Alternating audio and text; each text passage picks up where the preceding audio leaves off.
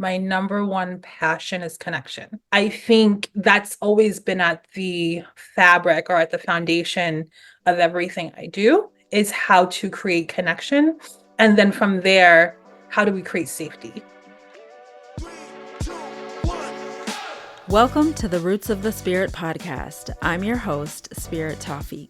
My mother, Minnie Jean, became a symbol of the civil rights movement at age 15 when she and 8 other Black students tried to desegregate Central High School as a violent mob of segregationists raged outside. As the civil rights movement grew, she met my father, a white man, and the two married during a time when interracial marriage was illegal. Being the daughter of civil rights activists who fled to Canada and raised me and my 5 siblings on a farm in the wilderness, well, it's complicated.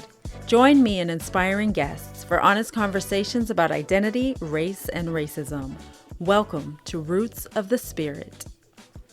Welcome, welcome, welcome. I'm so excited to bring you my first guest for season 3 of the Roots of the Spirit podcast. Oh my goodness, you have no idea. This microphone, working on my voice, finding my voice, discovering my voice, the different voices that have emerged within me over the last few years, mashing pandemic, mashing the honor of my life, giving birth to my first son, Nizami, who in April will be 3 years old. Wow, talk about transformation, talk about growth, talk about an evolution of self and the resistance that comes with creaking into your new identity and metamorphosizing. There's so much, and I'll be talking about that openly throughout the season, but it's just been quite an experience. This season, under the umbrella of the essence of the podcast, having honest conversations about identity, race, and racism, and intersecting social justice issues, this season, I'm centering conversations around authenticity, courage, and truth.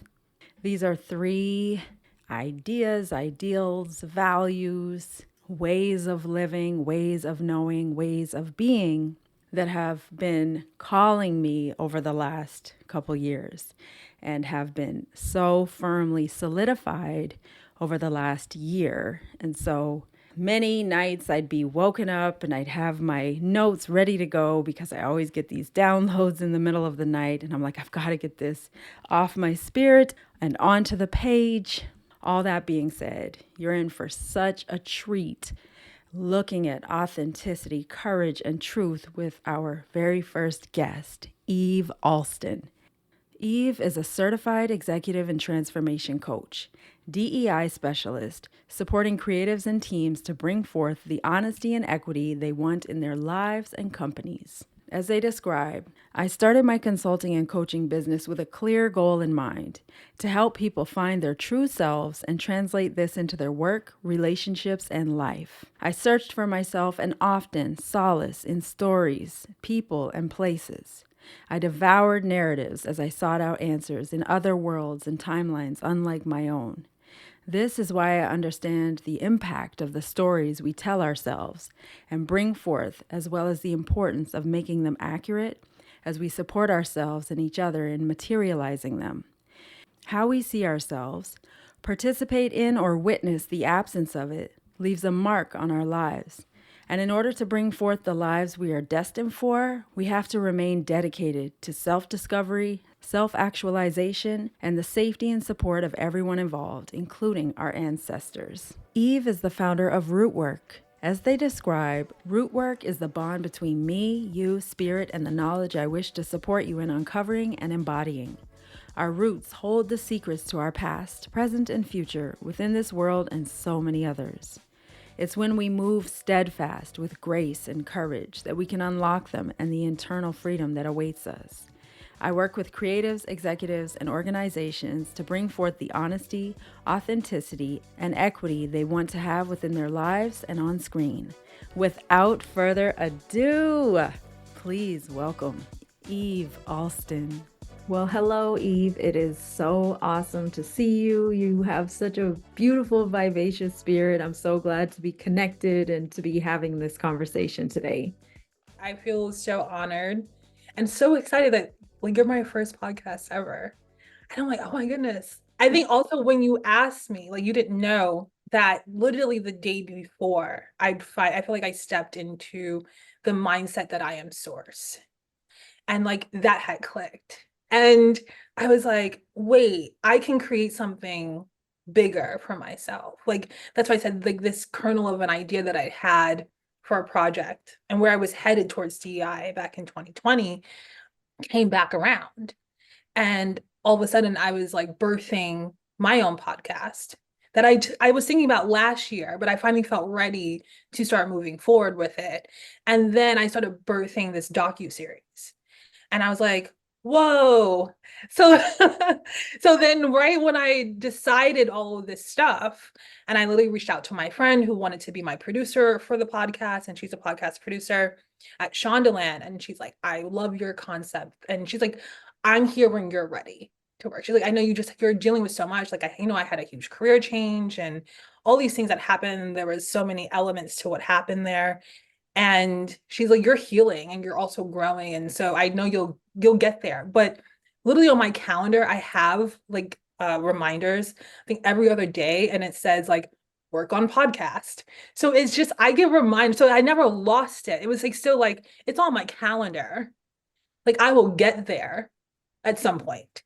And so it finally clicked. And then I get an email from you, and my cousin went, wait, she's like, you just like claim this. And then here you go, someone who you were so like divinely sent to and affirmed you, like a year ago is coming back around and affirming where you're going now. And I thought that was just so beautiful. You had no idea that it had just lined up in this really wild way. Spirit guides stepped in and said, I'm going to confirm the step that you're taking. And so my spirit guides are just like, and they get so frustrated with me, but like I always tell people like my spirit guides, like my ancestors, the way they work is just it completely floors me all the time. So yeah, you had no clue. Therein lies why I, on the kind of same spirit, have been like, my notes is like 400 pages long, and I have all these, ideas, and I've been like building and doing different things and working different consultancies and doing all of this. And I'm like, where is this actually, And I was like, a few things happened where I'm like, I'm done. Hmm. I got rejected from a job that I just applied for. And I told myself, I was like, this is like either way, I'll be happy. But I knew inside I would be terrified if I got the job because I didn't want it. I know what I'm supposed to be doing. And I'm Yeah. just like continuing to like resist it. So you have no idea how amazingly honored I am to have you as the first guest on the Roots of the Spirit podcast, season 3.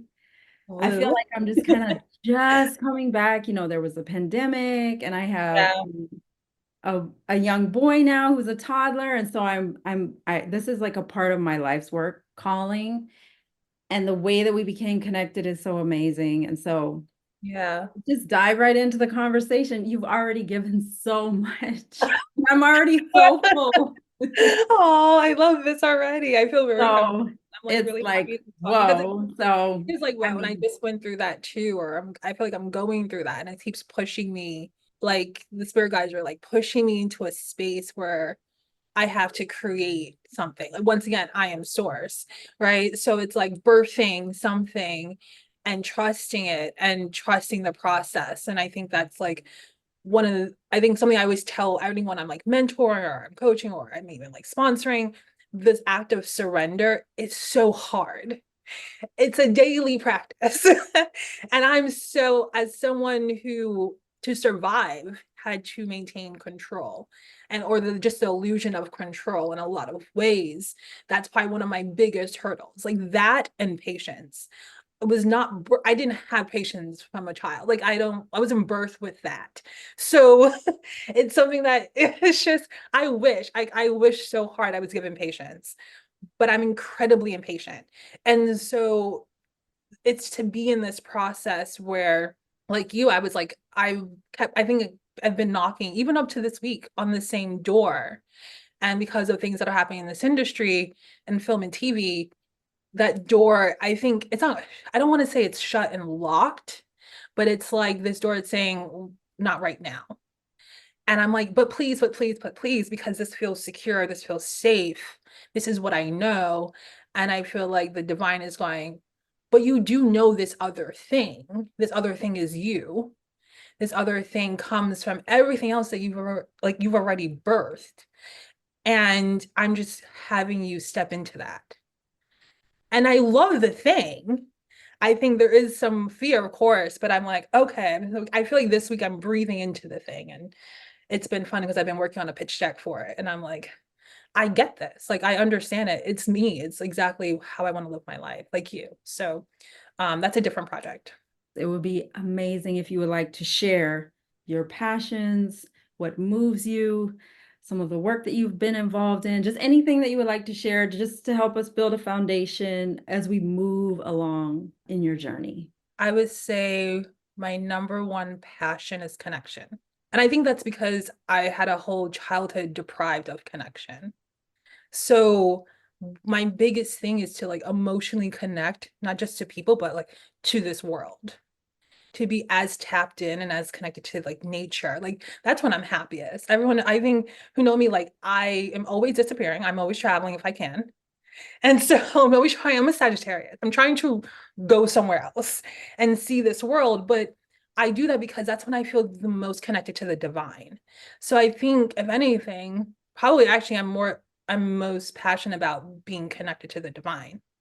That's my whole life is about, and fulfilling whatever purpose I'm meant to have here. Like I'm just an instrument, I'm just a tool. And so that is really how I look at myself. And I'm this extension, of the divine. And so I'm like, how can I be of service here? And when I need peace and like when I need that connection, that's when I disappear into nature.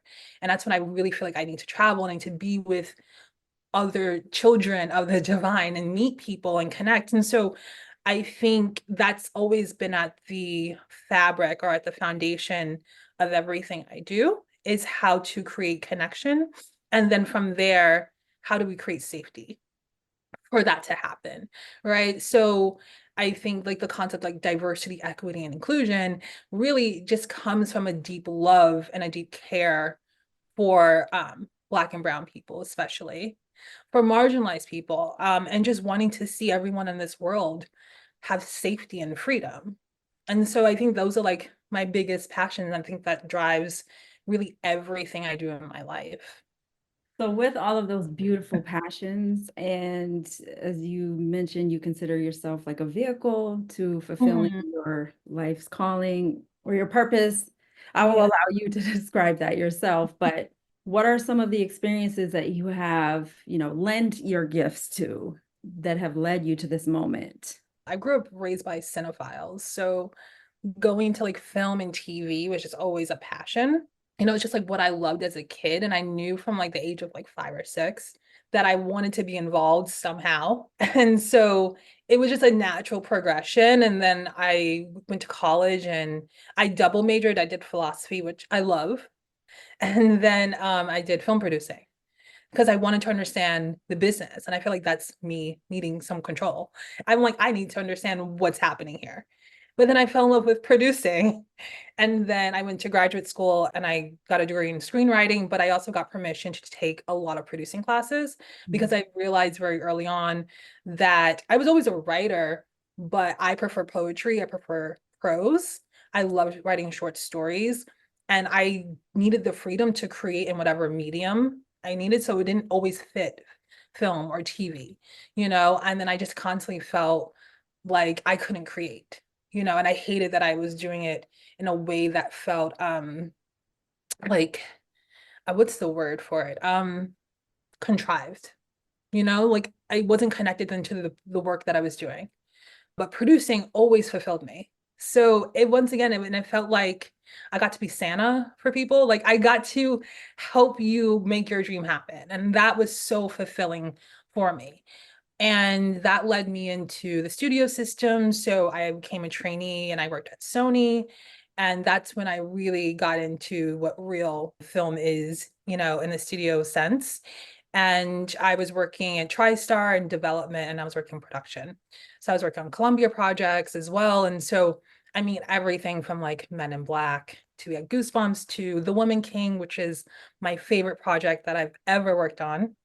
And so that's when I really got into like the nuts and bolts of it all. And since then I've moved through I worked at an agency and that was incredible because I feel like through all of them I was still always advocating, for marginalized people. Like when I was working at Sony, I executive produced two short films. And one was dealing with homelessness in LA, a mother and daughter who were living in their car and they were Black.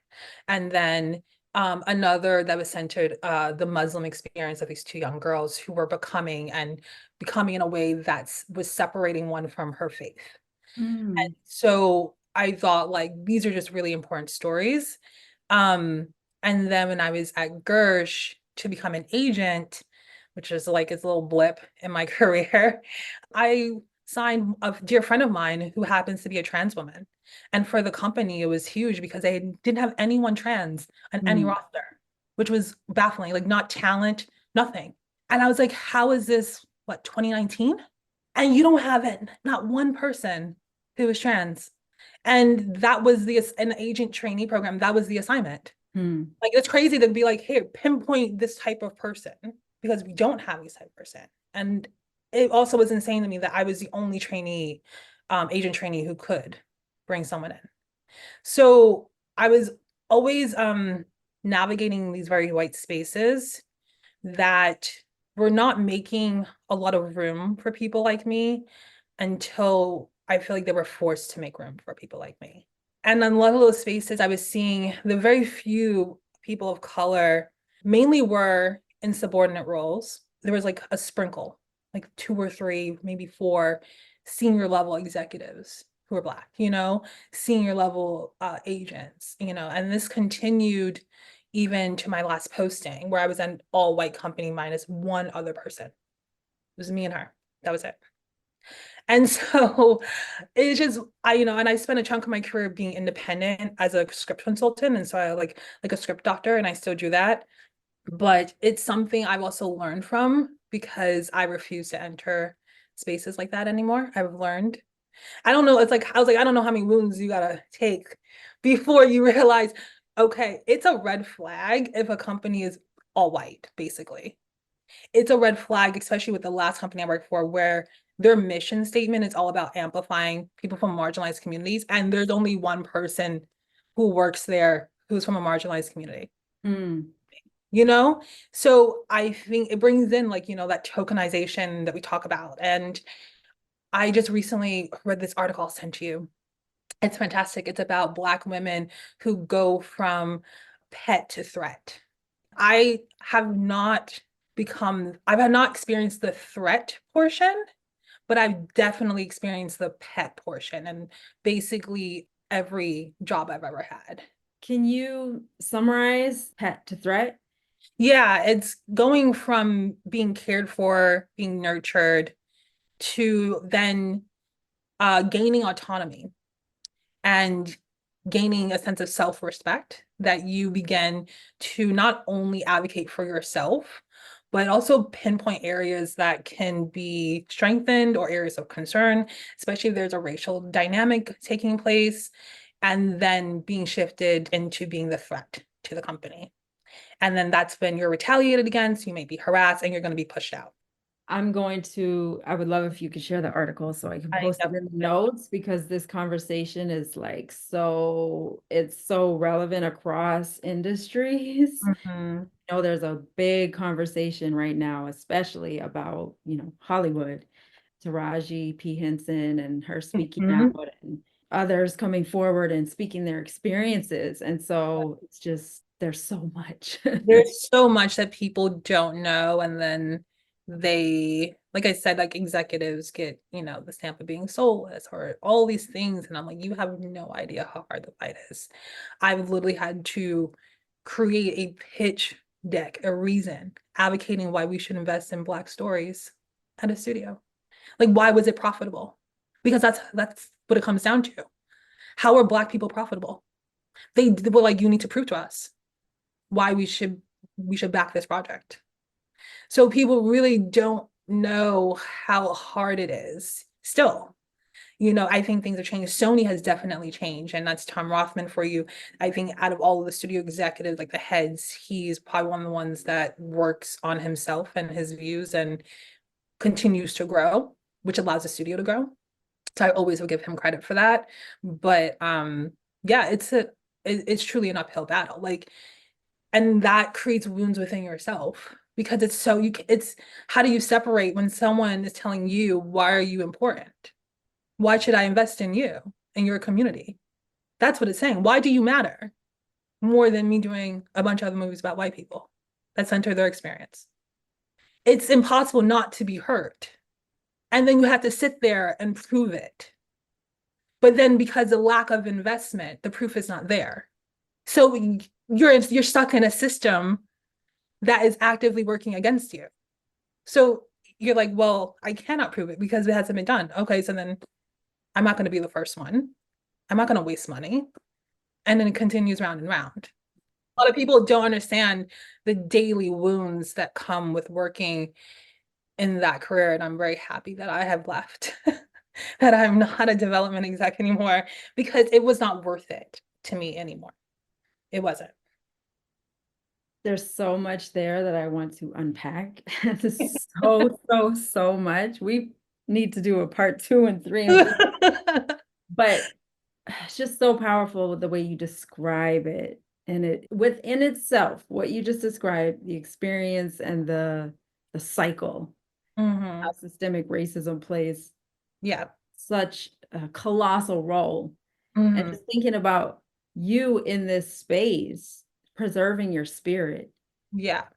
Part of our conversation that I mentioned to you is like looking at authenticity, courage, and truth, hearing your story and your testimony and your experience. And I'm just thinking about the barriers to authenticity, the barriers to courage, and the barriers to truth from a systemic level.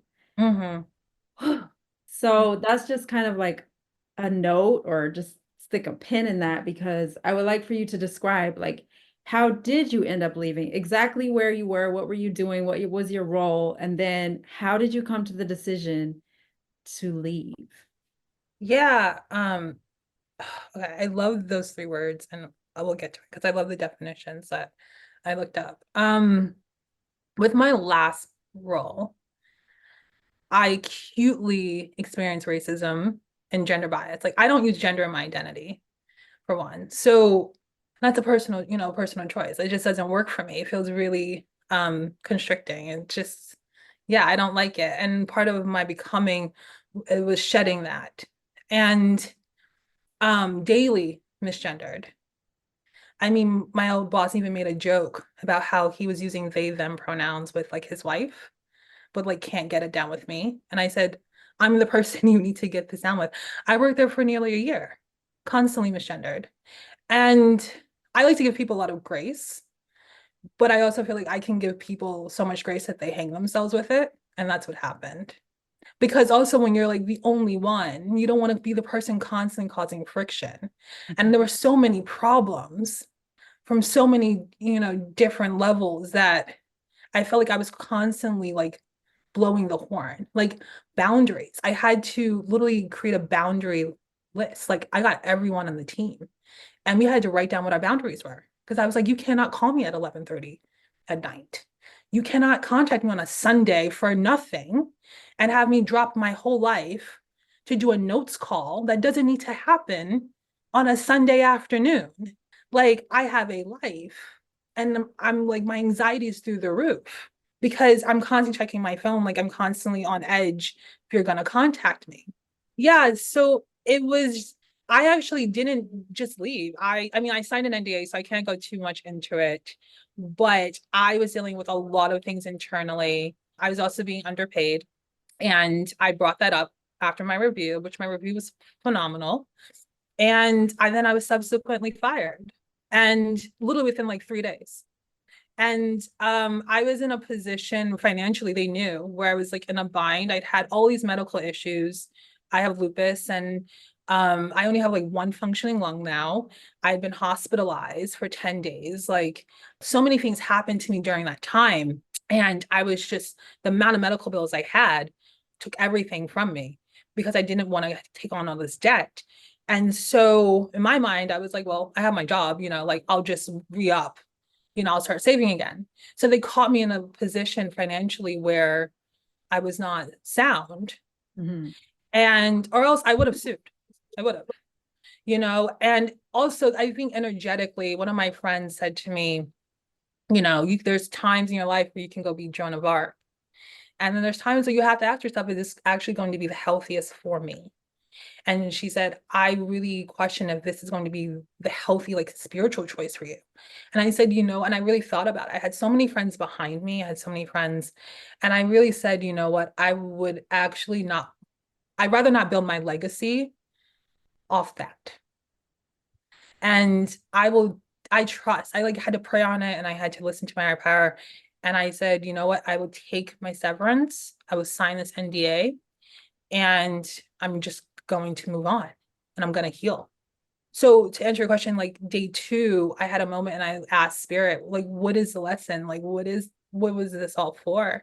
And it very clearly, clear as day, said, your mission, your purpose is always the same. It was always right. It was the wrong vehicle. And like, Wow. that word, and I was like, oh. And so that's how I ended up becoming a coach, and I got certified.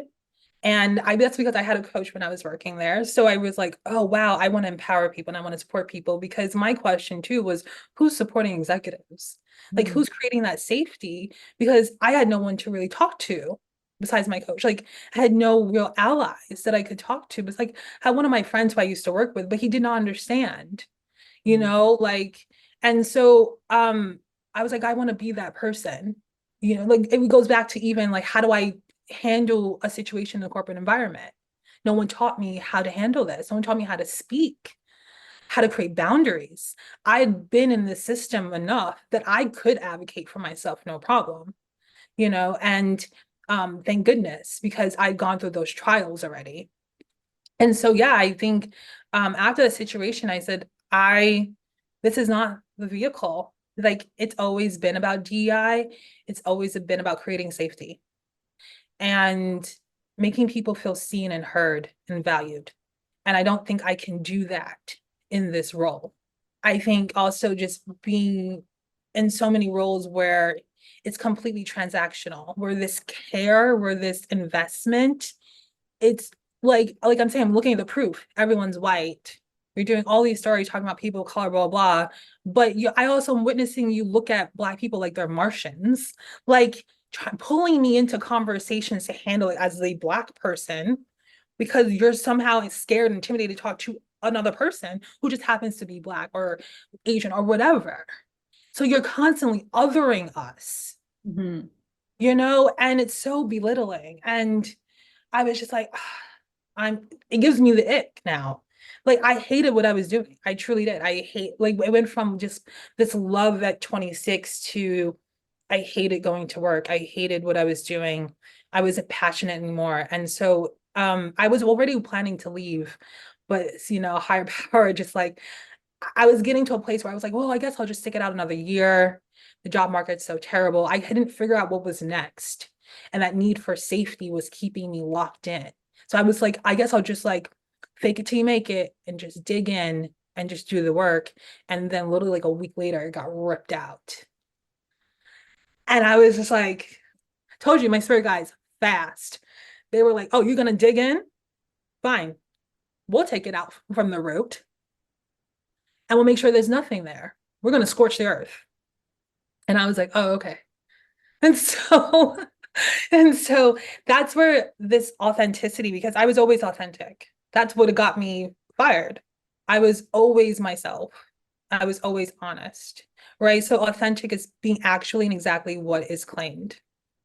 That was me.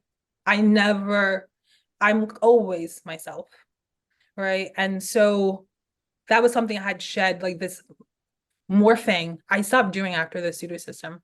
It didn't benefit me to morph. I understood what it was like to make myself so small that I disappeared. So I refused to do that. And I actually found a lot of success in being myself. So then like the courage is like strength of mind to carry on in spite of danger or difficulty. Yeah, they think that's like a lot of my story. Um, the difficulties that came after, the financial difficulties that still come to me now, I have so much passion behind what I do that I think I've always been, my whole life has consisted of a lot of like trauma and struggle from very early on that I was forced to be courageous. There was just no other way. I had to believe there was something next. I had to believe my life was going to transform some way, you know? Like you have to have hope.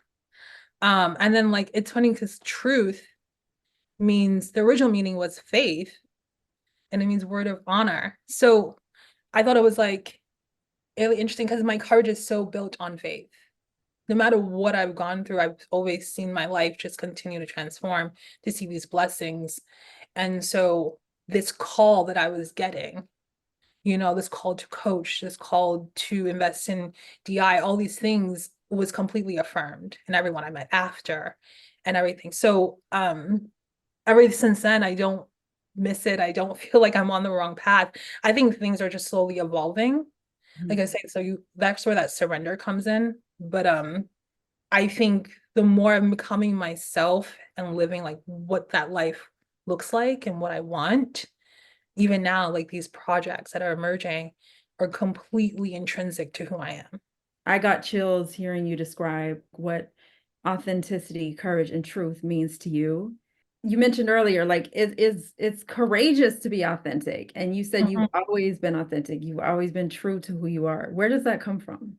Yeah, I feel like I was authentic since I was a kid.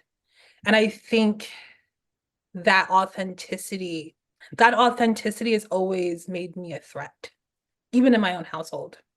I was raised by a narcissistic parent. So we were raised in a house, my brother and I were raised in a house with a rager. And my authenticity, my joy, my flamboyance, like my humor made me a target because I was taking up space. So I learned really early not to take up space. And that's when I say like this authentic self, right? I started to hide, but I never lost that person, so to speak. I would still like, I would still be myself no matter if I got in trouble for it. I was still taking up space no matter if I got in trouble for it. And that continued throughout my life, and I was always this kid that was like, no, I'm gonna do it my way. Or you tell me not to climb a tree, but I love to climb trees, so I'm gonna climb that tree. And like if I fall, I fall, and I think I was like, I'm okay to fall. I can get right back up. Like I'll heal. That was always my mentality as a kid. And so there's really like rough and tough. And then it continued, as an adult, I think I just always fell. And always had to get back up. And I think growing up in the way I did, being forced to be so independent actually like built me in a way that I could handle so much of this. I think unfortunately our stories, if they start very somber, and they can start with some wounds, but it happened the way it happened. And it built me into the person that I am, that it made me incredibly resilient.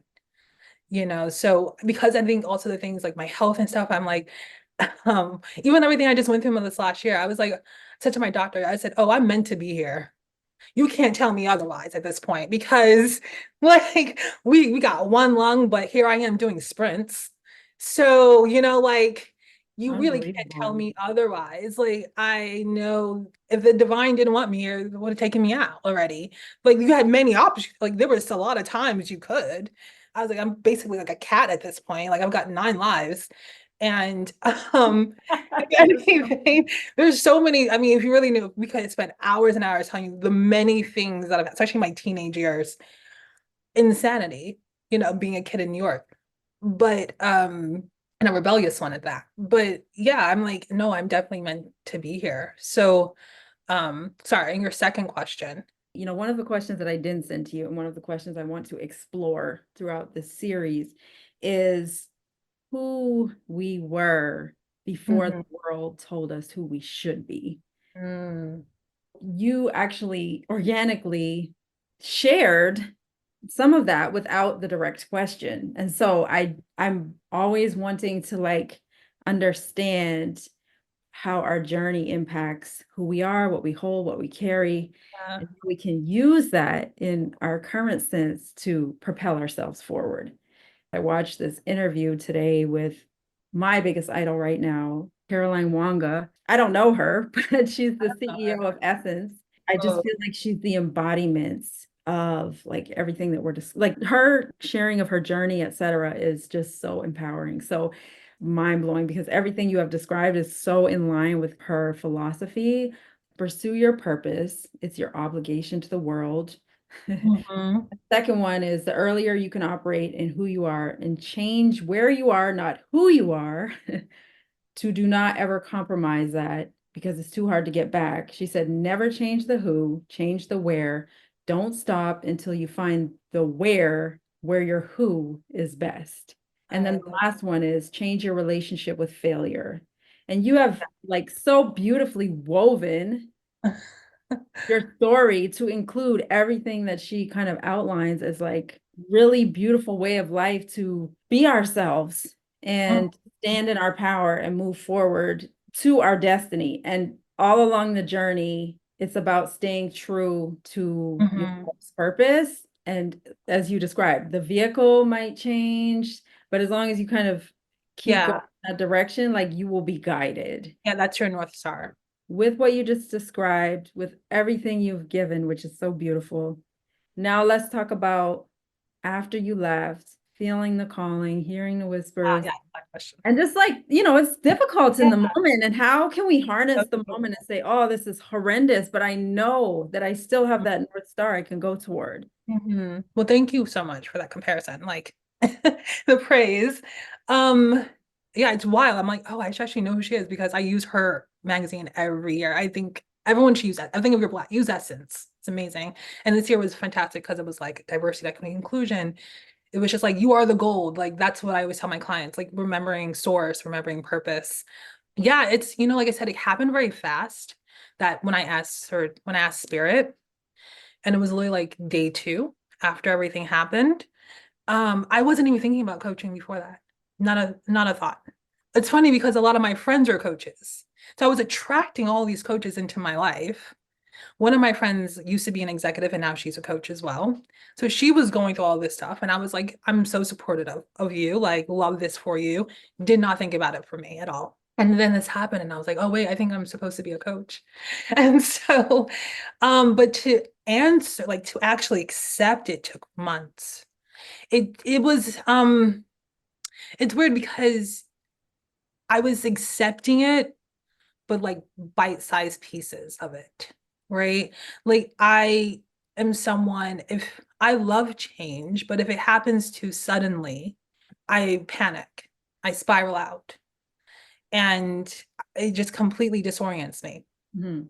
even though I do love change. So it was something where I had to do it on my time. So I started like talking to friends who were coaches. I even reached out to the organization I was working with. That was where my coach came from. Mhm. Love that. Love Inspired Justice. We're friends. Like, so love J Love. And was talking to them. And that had its own issues because they were so tethered to the company I was working for. So, there was a conflict there. but they were very supportive. Mhm. And then I was like, okay, I'm going to research companies to get certified. And you don't need to get certified. So if anyone watches this and wants to be a coach, you don't. And I think there's a very racist system behind it, in a sense of like, if you want to work in an institution or like at a studio, like be a coach, you need to be certified. And I think if we talk about systemic racism and the barriers for people of color, it's like the same thing in higher education, you know? So I think like you could have the lived experience and maybe do a certification, like not a certification, a big one, but like something if you want to feel more comfortable. Mhm. But I don't think you need to spend $8,000, $10,000 to get certified. I spend a lot of money, but not that much. Like I spent, I think around 5,000, like 4 or 5,000, which was a big deal because I had my severance. I took out half my severance. So, um, yeah, but I felt like I needed certain tools. Mhm. And I loved the program that I did, and it was very supportive, and I'm so happy that I did it.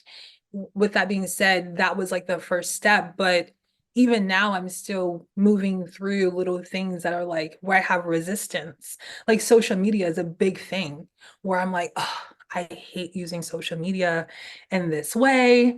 I have a coach and I'm in a coaching group, and I feel like we all battle this, and my coach has been so supportive. And so literally, I mean, you're talking up to maybe 2 weeks ago where I was like, okay, I'm gonna lean into LinkedIn because that feels good to me. These are a lot of people I want to serve are on this platform. I like that platform. I like that I could put up articles, which is like I'm a little bit more of like the bookworm. I like data. I like reading these things, and it doesn't fit like Instagram or TikTok. You're in the You know, right I'm not place. gonna sit there and do a LinkedIn dance. is where it's at. Right? Like, I'm not gonna sit there and do like a little dance to teach you DEI. Like, no, I'm not. So, and I don't like to just sit here and just talk to a camera. Like, those are things that don't suit me. So instead, I was having so much resistance. I was getting so upset, like going through these really emotional trials because I was like, I hate this, I hate this. And my spirit guides, when I do tarot divination, I practice hoodoo and I use a hoodoo deck. Pause. Tell us about Rootwork, this beautiful creation that you now have.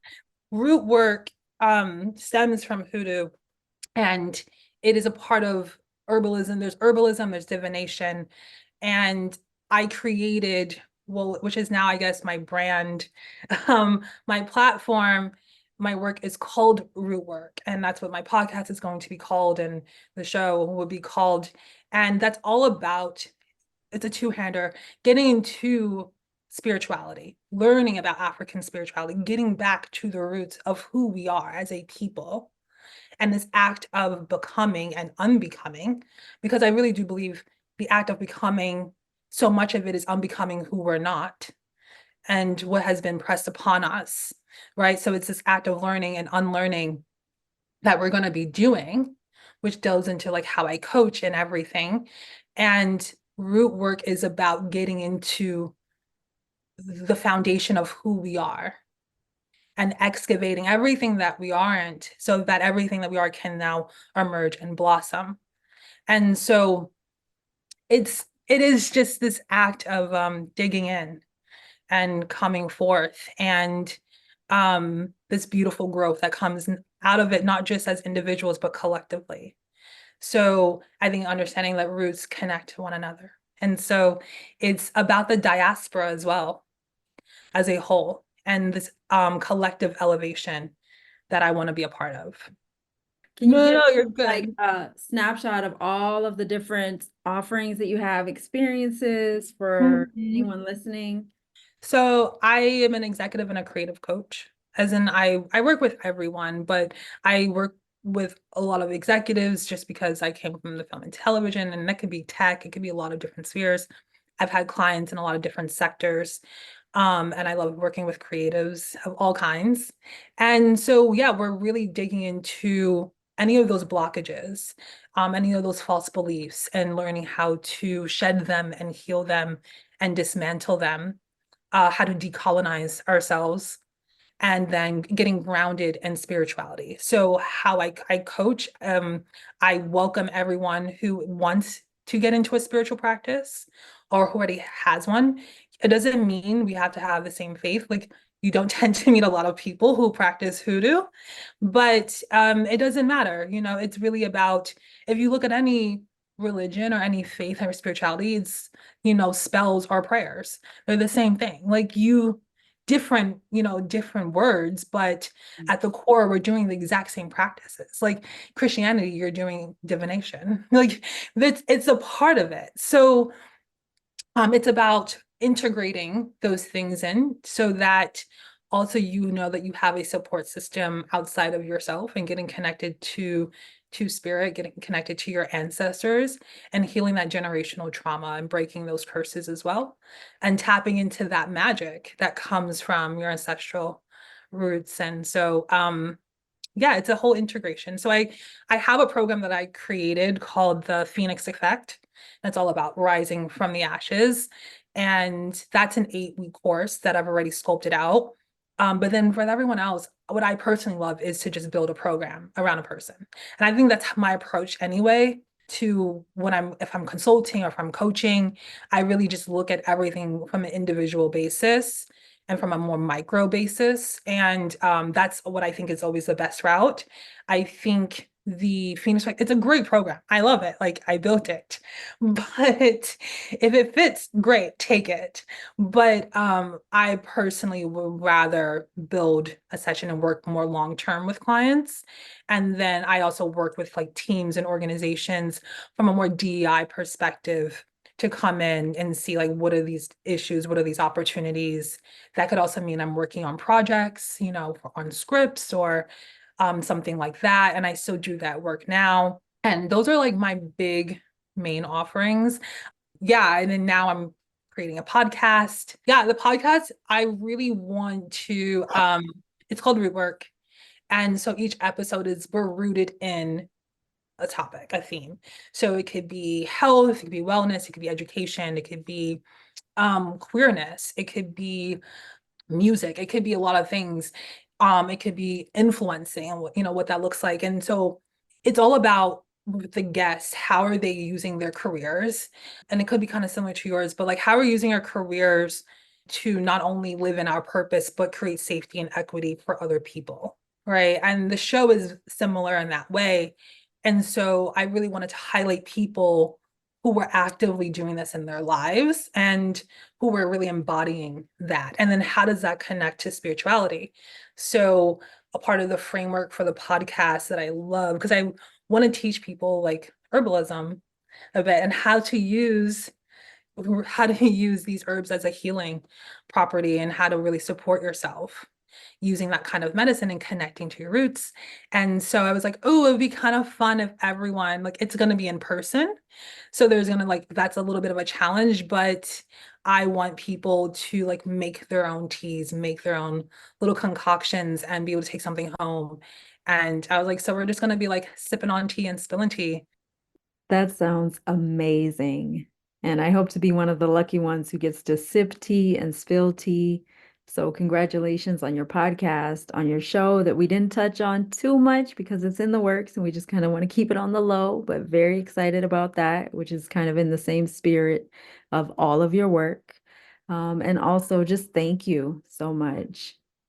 It was really a gift to be, I mean, like I said, I didn't rehearse, so I didn't know what was going to be said.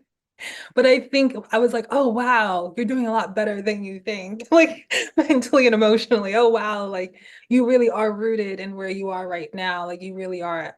I think sometimes I'm quite moody of a person. So sometimes even throughout my day, I can feel like I've lost like this brightness or whatever it is, you know, and I'm like, oh no, you're just like hungry or you're just tired or like, and I'm someone that just like, I'm like, oh, be optimistic, be this all the time. And I'm like, oh no, like, let's look at the foundation. You're quite rooted in where you are and what you want. And it's just a matter of putting that out into the world and letting it carry forward how it's meant to carry forward, right? Like that's the surrender aspect. And Well, I want to tell anyone and everyone. I'm just really excited for the Roots of the Spirit community to hear from you, to soak in all of this richness that you're offering, and it's beautiful. And this is just like a side. I will Mhm. give you any and everything, all of my lessons learned, all of the resources that So I much. found, and I'll give you the complete cheat code because I there's some things. I'm like, yeah, I've never done a podcast. This is my first one even being on it. I'm like, Well, I you have have no top idea. producers, so Yeah, I'm like grateful for my friend. I just finished the well, two-pager, I guess, not even a one sheet, but a two-pager pitch for it. And I'm like, this is it. I have no idea about the podcast world. I've never worked in it, but this is my idea, and I'm open to collaborating on like how this can grow. I'm just very clear about what the purpose of it is, and like, I one of the things that I kind of when I stepped out on faith and mhm, this knowing that actually you're supposed to be doing this, mm, roots of the spirit and as evolution and metamorphosis and the transformation that it's had on me. Um, I always thought you have the confidence and then the courage comes, whatever you're embarking on. But it's the other way mm, around, is mm. that you take the action and the courage builds. You take the action and the courage builds. And that's how I built my podcast, is like I didn't know what I was doing. I learned from some folks. I took it trial and error, and I am no expert by any stretch of the imagination, but I've learned so much along the way, and I would just love to share. Please, I'm Anything. like, look what you've created. I think it's incredible. Like you're an entrepreneur, your own self. And I'm like totally new to being an entrepreneur. And I'm like, this is daunting. It's daunting and amazing and liberating. And I'm like, but maybe I always was an entrepreneur. I think it's like stepping into that, and you have like no guardrails, which is can be so liberating but so terrifying at the same time. And so like looking at you and looking at you and so many other, I'm like, you've been doing it your whole career. And I'm just like, oh, y'all just been out here. Like, I'm just like, You're very kind, and one of the things I want to bring forth throughout this series is like I'm going to be doing solo episodes and being more forthcoming about the process. Like it is not easy, and I have not, quote, made it, so to speak, where I have achieved my goals, where I can say, oh, I'm a work in progress. But I've learned so much. And now for my last question, Eve, what are the roots of your spirit? oh wow, that's a powerful question. What are the roots of my spirit?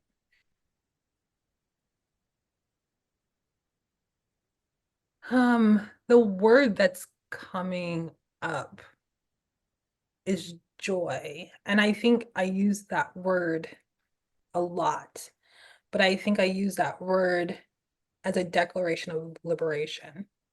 And I think I use that word not just for myself, but for a joy that I'm trying to give space for every person in my family that came before me, especially every woman that came before me who didn't, who wasn't given the time or a life that allowed for a lot of it. And so I think a lot of my roots are embedded in a healing that is very collective, and a healing that allows for play and allows for real love, and um, allows, yeah, for safety. I think safety is a word I use so much in my life. Like I said, I didn't have a lot of it, and I've had to find it within myself. And a lot of my healing, a lot of my journey, it's been about creating safety within myself, creating a home within myself. And so I think at the root of a lot of that is helping other people, helping my own lineage to create a safety and a home, not just within ourselves, but within this physical plane. And then from there, even or in conjunction to within the spiritual realm. I guess that's it. I'm like, I hope I answered that. That's so beautiful. That's a powerful question, Spirit. Thank you so much. I'm gonna keep thinking about that. Yeah. That's a really powerful question. Well, I can't tell you how appreciative I am. Thank you so much. Thank you for this time. I mean, really, like I said, it was such a gift. I feel like I need to see this playback and take notes on my own self. Like, remember this.